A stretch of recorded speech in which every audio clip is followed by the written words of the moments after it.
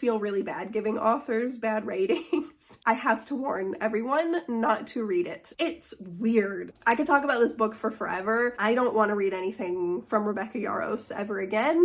Hi, welcome back to my channel. Today I am talking about everything that I read in October, and I read 9 books this month, so it was a really good reading month for me.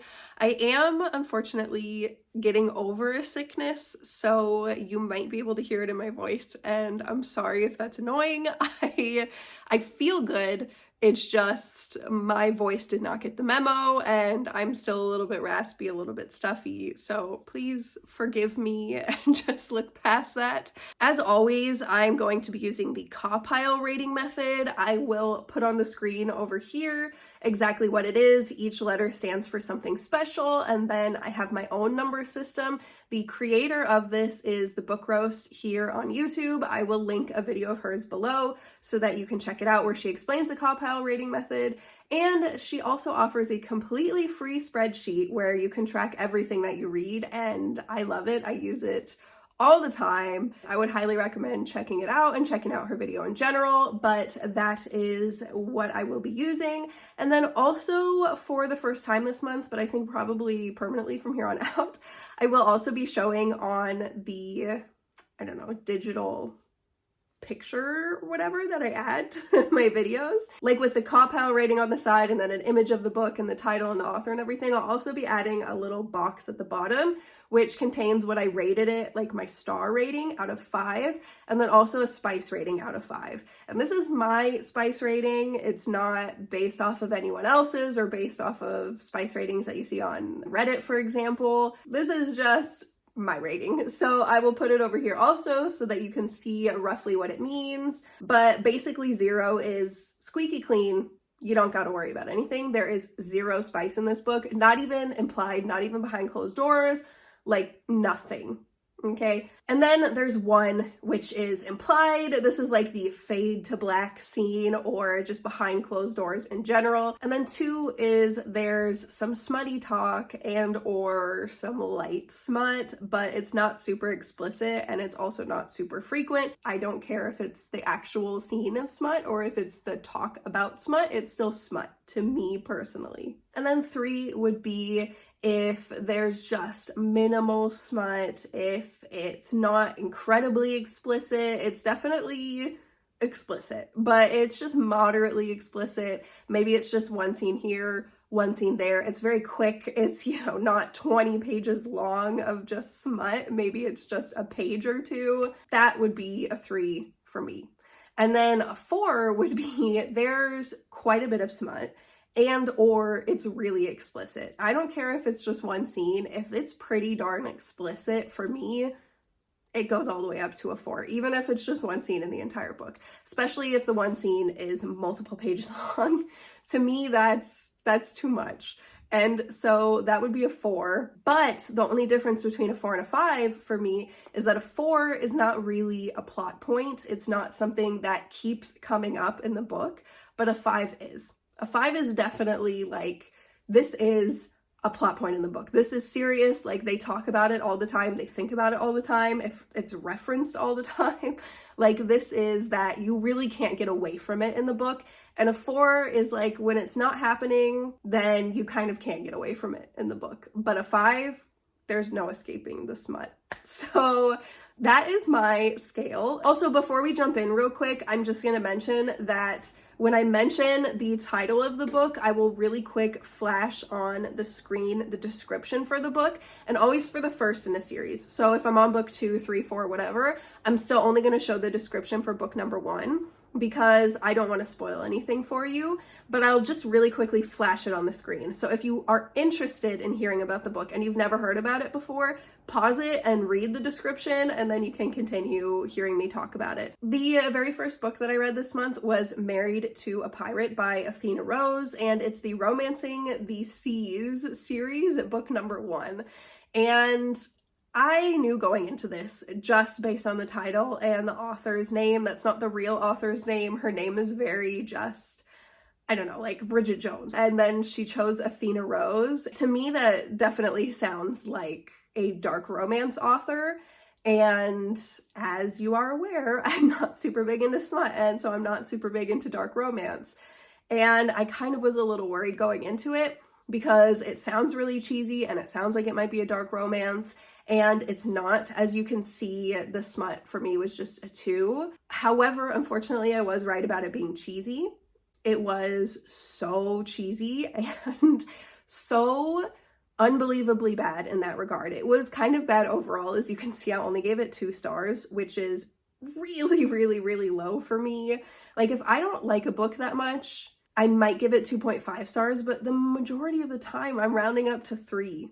Mostly because I just feel really bad giving authors bad ratings. I don't know, it just kind of breaks my heart a little bit. However, sometimes it's really deserved, and sometimes I feel like I have to warn other people, and that's the case with this book. I have to warn everyone not to read it unless they are perhaps 14 years old and or super hardcore into super, super, super cheesy romance that's like kind of borderline Stockholm Syndrome-esque. Like, it's definitely a little toxic. As you can see, the worst ratings that I gave this book were writing, because it was so cheesy, and also logic. And for me, the writing and the logic go together in one aspect that I really, really particularly hated in this book. And that was that there were a couple of scenes where something was revealed, and it was something big, like shockingly life-changing for these characters, at least. And it was hinted to us kind of as we were reading the book. And so it wasn't as shocking for the reader. And maybe the author thought because it's not so shocking for the reader, she doesn't have to make it shocking for the characters. But that's not the case. You absolutely do. Like, if it's a really life-changing thing, I want the characters to be shocked. And there were like 2 really big plot twists, kind of. You know, I mean, it really wasn't that twisty, and it wasn't like I was that shocked. But for the characters, though, really, like, huge life-changing plot twists for them. Twice I can think of, like, really big ones, and then there's a couple of other smaller ones.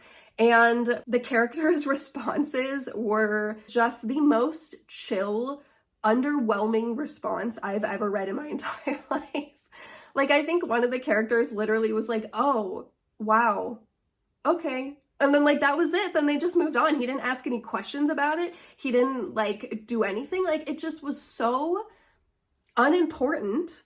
And it's something that literally changed the course of the entire book. And it changed the course of this guy's life for the entire rest of his life. Like, I cannot even imagine something like that happening and then me just going, oh, okay. So anyways, and then just moving on. It's weird. Like, it was such a weird thing. I've never read a book like that before, where the characters had such underwhelming responses to these huge changes and whatnot. It was wild to me. And as you can see, really nothing else was super highly rated either. The highest rated thing was atmosphere, and that's because I will always read a book about pirates. I will bend over backwards to read a book about pirates, even if I think it might be a dark romance, even if I think it's going to be super cheesy, I'm still going to read it. I'm still going to give it a chance. And with this book, I knew that I was not enjoying it at all at the, I don't even know, 20% mark or so. I should have just DNF'd it at the 20% mark, but I was like, it's about pirates. Like, I really have to power through. I just love books about pirates so much, and I feel like there's not enough. And I don't know, I just so desperately wanted it to be good and to get better, and it just never did. I honestly think even if you're like me and you really like books about pirates, just skip this one. Honestly, don't even start it. It's not worth it. I'm not going to be continuing with the series. I do think it sounds really interesting. I think the idea of the series and the book in general is good, and I did think it had a lot of potential, but it did not live up to the potential at all. Next up is a book that really made up for this awful last one, and that is Bewitched by Thalassa. It's the Bewitched series, and it's book number 1, and it was so good. I loved it so much. I could talk about this book for forever. I think you can see by my ratings that it's all 8 or above, which is like really quite rare. Like, that's quite a boast. And a 10 is like, you know, That's like out of this world, absolutely amazing. I've almost never read anything better in my entire life. And so this book didn't get any 10s. However, a 9 is the highest that I regularly give.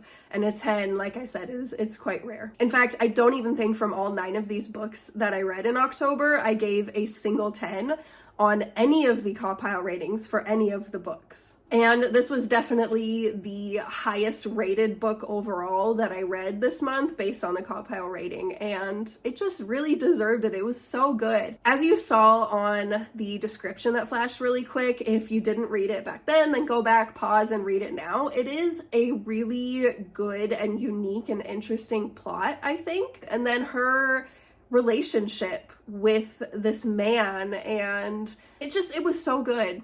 And it was toxic for sure.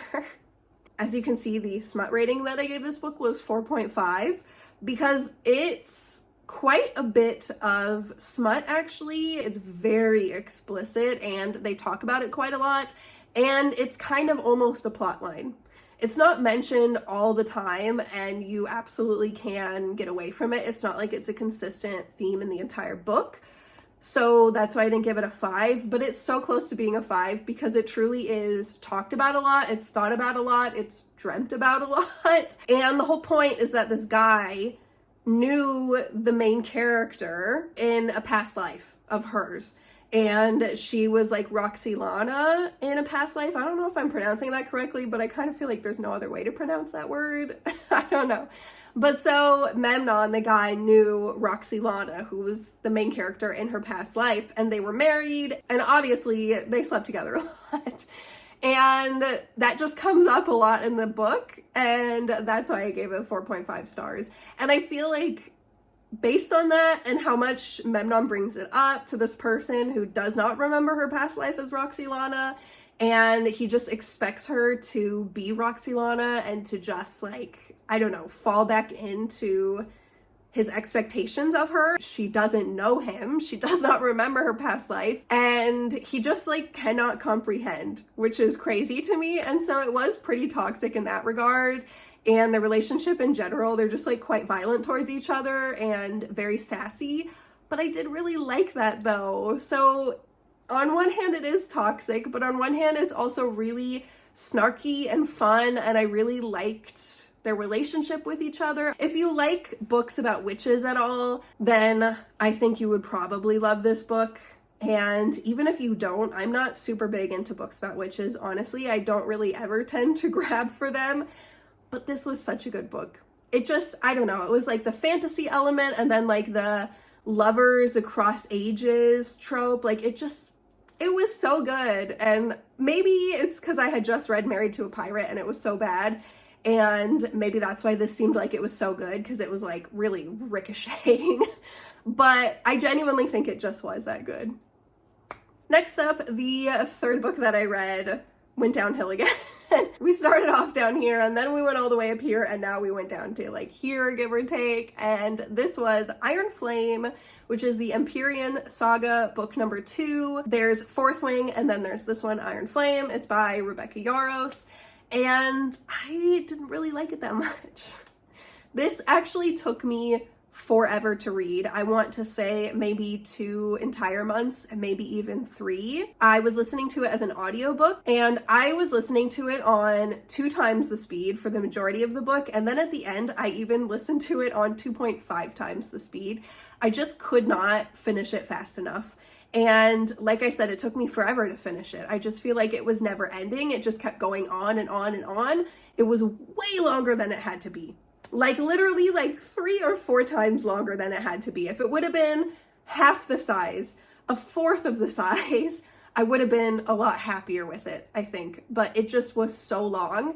And also, as you can see, the smut I gave a 5. And that's because this absolutely was a plot point in this book. It was sometimes, I feel like, all that they could talk about, all they could think about, all they could do, all they could share details with other people about. And like, it just was so much all of the time. Like if they were separated, Xaden and Violet, the 2 main protagonists, if they were separated for more than 2 seconds, they were already thinking about it and communicating with each other like telepathically through their little mind connection. And then they'd see each other, and then it'd be the first thing that they would do. It'd be the first thing that they would talk about. It just drove me so crazy. It was way too much. Like, I feel like even if you really like smut, you have to admit that this book was very explicit. And so obviously that's a big reason why I was not the biggest fan of this book, but also unfortunately it was just literally everything else.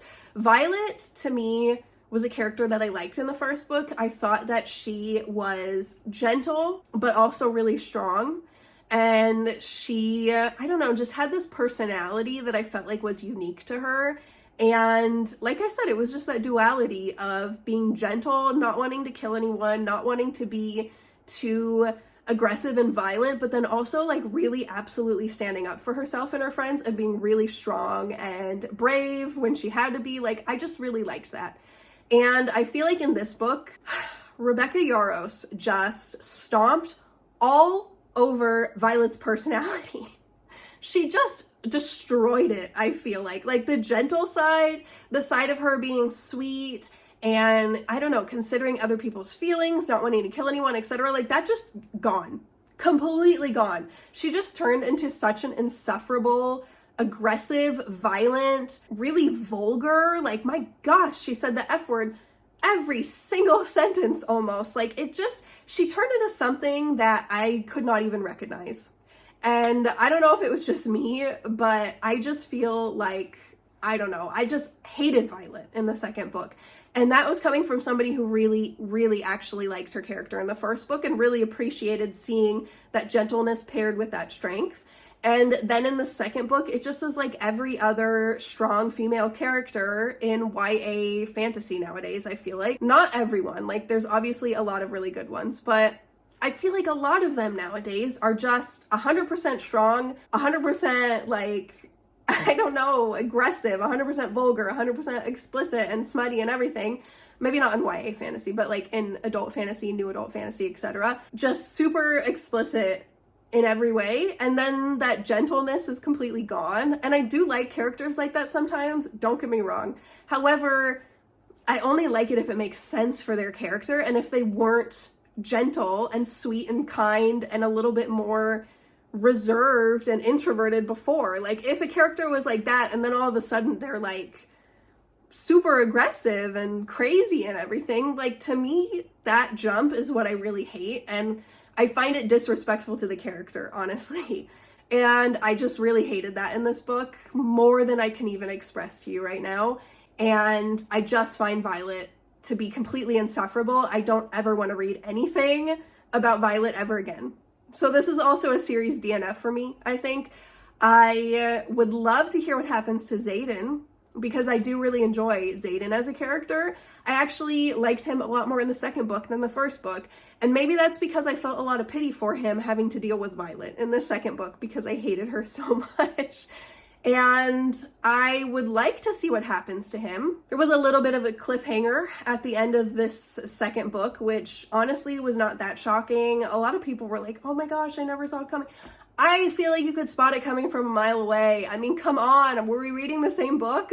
Like, there were so many hints, like literally so many hints. And then in the final, I don't even know, 15% or whatever, especially during the battle, there were so many hints, like a million of what was going to happen. And I just feel like, I don't know, I just really don't like the way that Rebecca Yarros is taking the series. And so I think what I'm going to do is when the next books come out, I'll just read a very thorough, spoiler-filled summary for the books.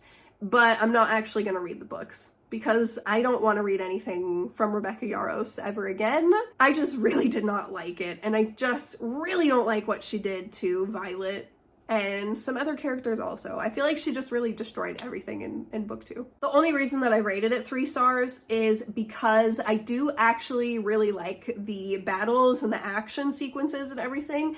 I find it exciting. I do think it's a little bit drawn out. I don't think it has to be that long necessarily, but I do really like it. And I just really like the atmosphere and the riding dragons and fighting on dragons and everything. Like, I just really like that idea.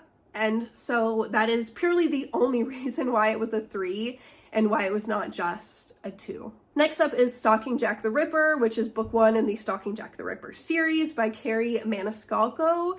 And this was another book that I really liked. So again, it was like down and then up and then down, and now it's up again. And as you can see by my ratings, they were pretty good. There were a couple of 7s, and that was mostly just because this is definitely YA. It is pretty horrific, honestly. Like, if you know anything about Jack the Ripper and anything about the murders, then you know how horrific some of those murders were. And the author really went into detail sometimes.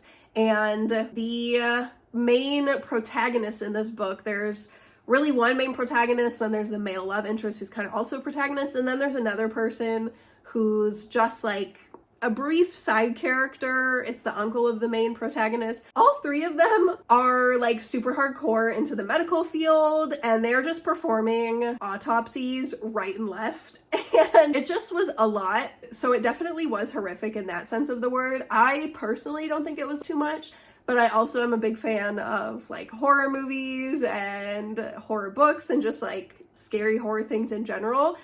And I'm also interested in general in old-timey serial killers. I just find it really fascinating, and I've read a lot about Jack the Ripper in the past. So for me, it wasn't like it was too much. However, it might be too much for a lot of people because it was a lot. So just so you know, if you're thinking about reading it, don't read it if you can't deal with that kind of stuff, because it's definitely mentioned a lot and it's definitely a really big part of the book. But despite that aspect of it, it's definitely a young adult book. And I personally think that it's very young adult sometimes. The main 2 characters, the male love interest and then the female protagonist, she is 17 and he's also 17, I believe. Yeah, he's also 17. And so they're both teenagers, and it comes up a surprising amount of times, which is something that I really hate in young adult books when the protagonists are so young, they're just teens, and then it comes up kind of often. I don't know. I wish that they were older. I think it would have fit the book much better anyways if they were older, especially because this is some really horrific stuff that they were dealing with and being asked to do themselves. And as a 17-year-old, I don't know, I find that kind of crazy. And so I feel like in some ways they were way more mature for their age than I think any 17-year-old realistically would be. But then also they were so immature sometimes, and therefore also the writing and the logic combined with the characters being so young and acting so young, it just felt very just young sometimes. But other than that though, that truly was kind of the only drawback for me. Everything else about this book I really did enjoy. It's a very clean young adult book with a little hint of romance and a lot of horror and mystery and thrill, which I really like. Next up, I read Remarkably Bright Creatures by Shelby Van Pelt. This was a really good book, but I will say right off the bat, it was so slow in the beginning. I almost did not finish it. I almost DNF'd it multiple times. It also took me, like Iron Flame, a really long time to finish, but the difference between this book and Iron Flame is that this one was worth it.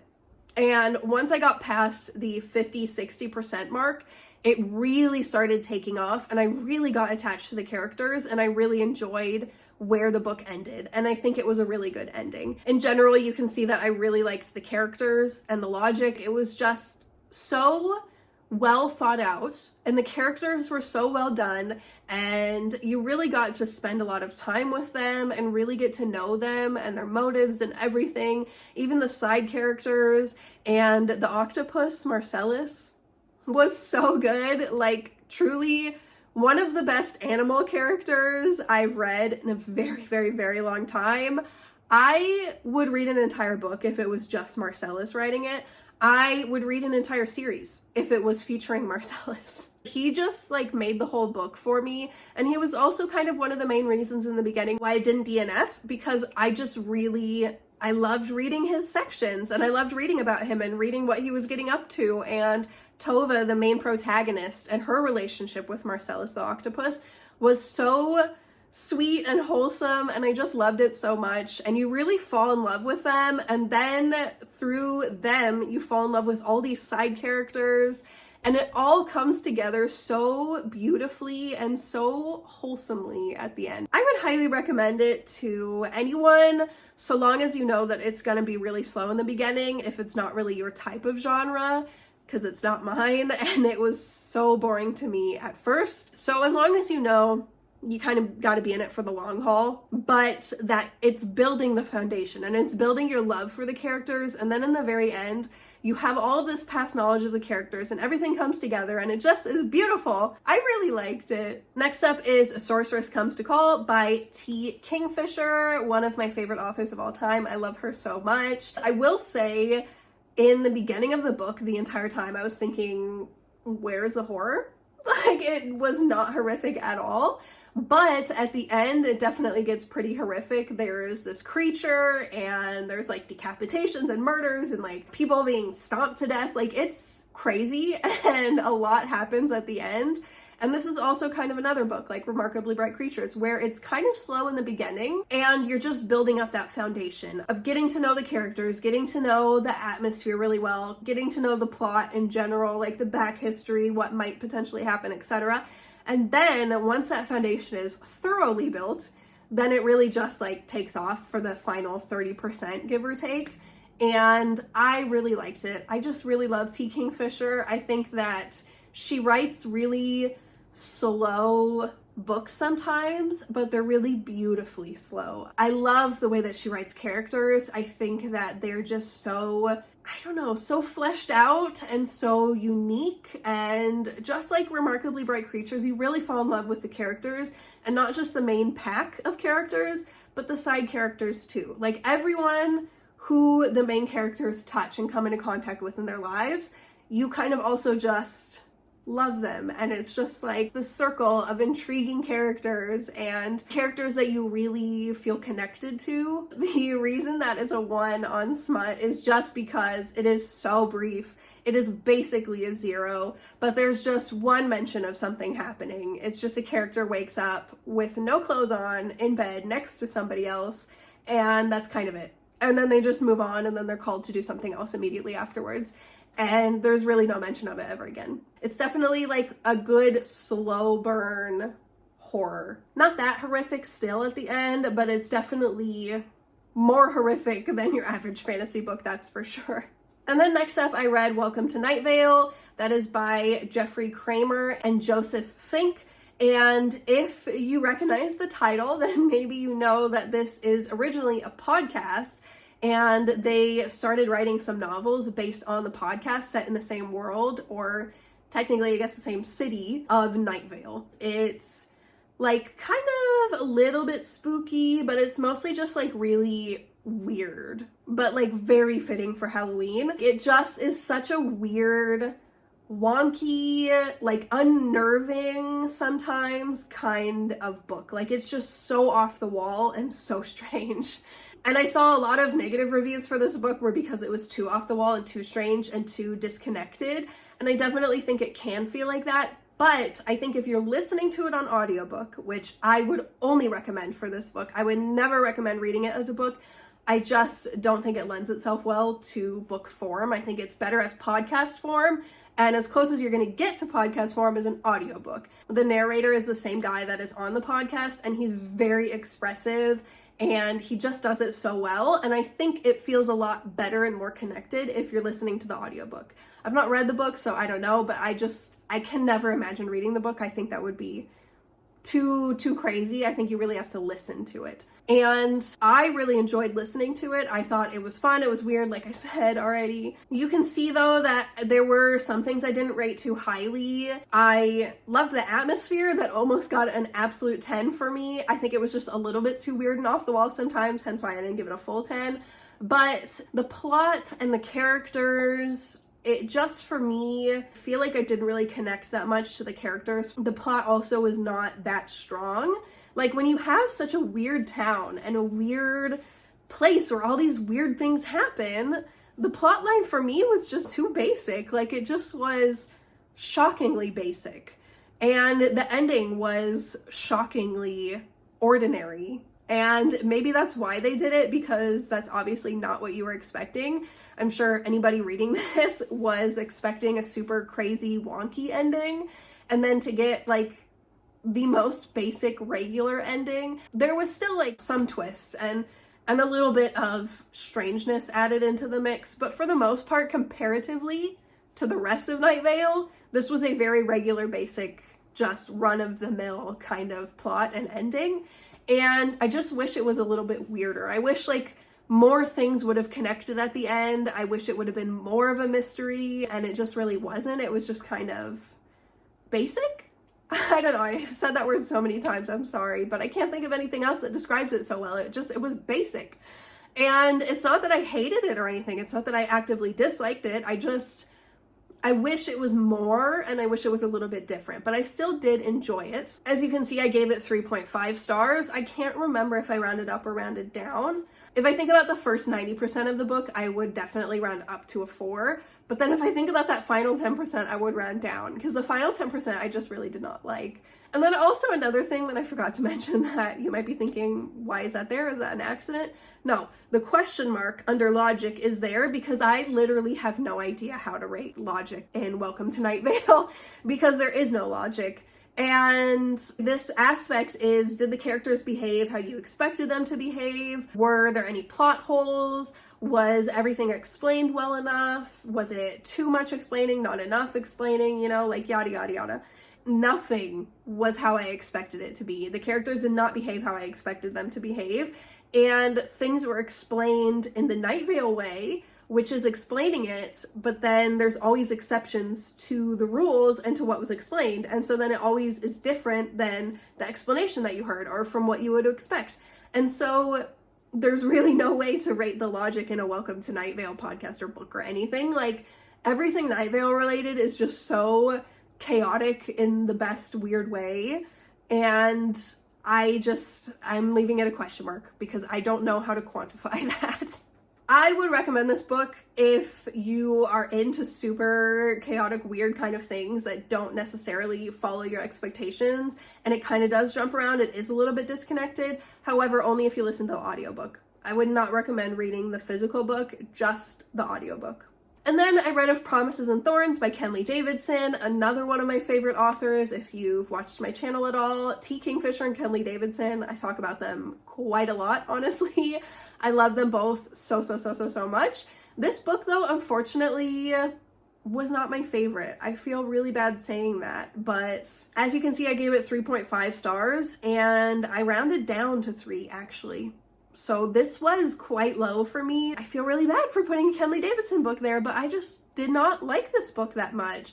There were parts of it that I enjoyed, and I think overall, I do not regret reading it at all, and I did not dislike the book, but I just didn't like it. It just was very blasé. I just was expecting so much more, and I'm not sure if she wrote this before her other books or what. I don't know. And this was also part of a series of, it was like the Stolen Bride series or something, which I hate that name. That makes me cringe, and it just sounds toxic. It was like a series of standalone books written from various authors. And so I'm not sure if she purposely wrote it a little bit cheesy, like way cheesier than she normally writes. I would not categorize her as a cheesy writer in general at all, which is why I really love her writing. But this book was so cheesy sometimes. It was like, it made me cringe so hard. I felt like I was like gonna collapse into myself. And so I'm not sure if, I don't know, if she felt like she had to write a little bit more romantic and cheesy kind of to fit in with the other books in the series, or what. I'm not really sure. I don't know. And I don't know when she wrote this compared to her other books. But for me, her other books are like here, and then this book was down here. And I would say like the average author for me is like right here, maybe right here. And so comparatively, like where she normally is, this was so much lower. And like I said, it was just because it was really cheesy. I also feel like the characters made decisions that did not make any sense to me. And I feel like there were things that were not explained as well as they could have been explained, and that maybe led to me thinking that the characters were making bad decisions. one of the characters was basically, through a little bit of manipulation and a decision that she made, taken away from her family and taken into like the Elflands and everything. And she constantly was talking about getting back to her family. And if it were me, I would do anything. Like, she was the one who was responsible for her 3 younger siblings. Her parents were just out of the picture completely, basically. If that were me, I would like be cutting people down right and left to get back to my family. If I knew that 3 young children were waiting on me, I would do anything. And she acted like she would do anything, but then she actually really didn't. And it kind of was implied later on that it just was impossible for her one way or another. She didn't really have a choice, and she felt like she had to travel to the complete other side of the elf world or whatever, instead of, like, her home is here and this is where she was taken. Like, instead of just trying to get back from here, she decided to go all the way over here and then plan how to get back over here. Like, I would have tried to get back when I was here. You know, I would have done my best at this point in time, not all the way over here. And I don't know why she did that. And I don't know why, I don't know. I don't understand her logic. And I feel like it was not really explained, that it wasn't really possible for her. It was kind of implied later on that like people were watching her all the time and that like she thought she was going to die, like yada yada. But it just was not clear. Nothing was clear in the beginning, and I just could not comprehend why she was not trying very hard. And it kind of was like that for a couple of decisions from the other characters. And it kind of came a little bit together in the end, but in the beginning, it just was not clear at all. And then also the book felt like it was very high speed and rushed. And then the ending was kind of just like, all right, we're done now. Like, so much is presented and so much is talked about, and actually so much is done, which is crazy because it was a very quick read, but so much was packed into it.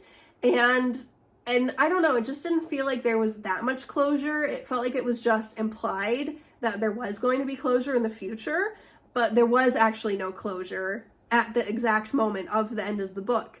And there's no sequels or anything. And so we're never going to get the official closure.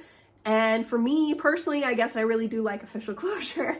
Like, there's this war raging, and it's kind of implied that now, like, they've got a secret weapon and they can win the war, but we don't actually get to see any of that. And we don't actually get confirmation, like, is it actually gonna work? Like, are we sure about this? It's not really been tested. Who the heck knows? So, yeah. I unfortunately did not really like this book. I will still obviously be reading the heck out of Kenley Davidson in general, because out of the 4 books I've read, this one was a bit of a disappointment, but the other 3 though, so good. I love them so much. So I definitely will continue. I think I might just be, I don't know, a little bit more judicial with what I read from her and whatnot, and then maybe just be a little bit wary of some books that sound a little bit cheesier, because this one did kind of sound cheesy to me, like being part of the Stolen Bride series, but I read it anyways, and I don't know. I guess maybe I should have listened to my cheese radar. And then the last book that I read this month was Lessons in Chemistry by Bonnie Garmus, and unfortunately it kind of was just a slow decline at the end of this month, with Welcome to Nightvale being 3.5 stars, potentially rounding up to 4, of Promises and Thorns being 3.5, I believe rounded down to 3, and then this one just a solid 3 stars. I even thought about doing 2.5 rounding up to 3, and so like truly it is like a step down every time until the end of the month, which is disappointing. But I have high hopes for next month, so that's okay. But Lessons in Chemistry. Yeah, this book was another one that took me a really long time to finish. I was reading it around the same time as Iron Flame, so it's taken me about 2 or 3 months to finish this. I think that Lessons in Chemistry was super difficult to read for a lot of different reasons. The majority is because it was so incredibly sexist, and it's kind of explicit in the beginning of scenes in her past of her being sexually assaulted and of her just, I don't know, it's just like one hit after another with her, where like it really breaks my heart, and it's really hard to read because it's just too much for any one person to handle. Like, it just was so much thrown in your face at the beginning of the book with like no break or anything. It was just like a little bit of present day Elizabeth, which is the main protagonist's name. And then you'd go back into the history and listen to all the horrific things that have happened to her. And then a little bit of present day, and you'd go back in history and listen to all the other things that happened to her that were so horrific and awful. And it was kind of like that for the first, I don't even know, like 30-40% of the book, give or take. And then finally it was in the full present, and it just stayed in the present day. But in the beginning, it was just constantly going back and hearing about more awful things that have happened to her. And it was so hard to read. It was just like all at once and all in your face. And it does get better, and there's less of that as the book goes on, for sure. But I feel like in general, I think that this book was kind of, and this author in general, I kind of get the vibe that like she really wanted to write her own personal gripes in this book and kind of get them out. And I feel like she hates men and she hates religion. That's like really the vibe that I got from this book. And with religion, specifically Catholicism, with, you know, Christianity on the side. I just think no person who did not personally have, I don't know, like just a vendetta or like just anger towards these groups of people would ever write something like this. Because the more the book went on, the more it was just like every single man is garbage in the book. Like even the men who were considered good were not actually that good. They still had awful things about them. There were really only 2 men that were kind of decent. And like I said, they just weren't actually that good. Like, understand, people are not perfect, all right? And there's always going to be flaws. Like, you're never going to have a perfect man. And if you've read a book with a perfect man, it's not real. Like, that's definitely not realistic at all. People are not perfect. They've got lots of faults, and there's always a little bit of bad in every good person.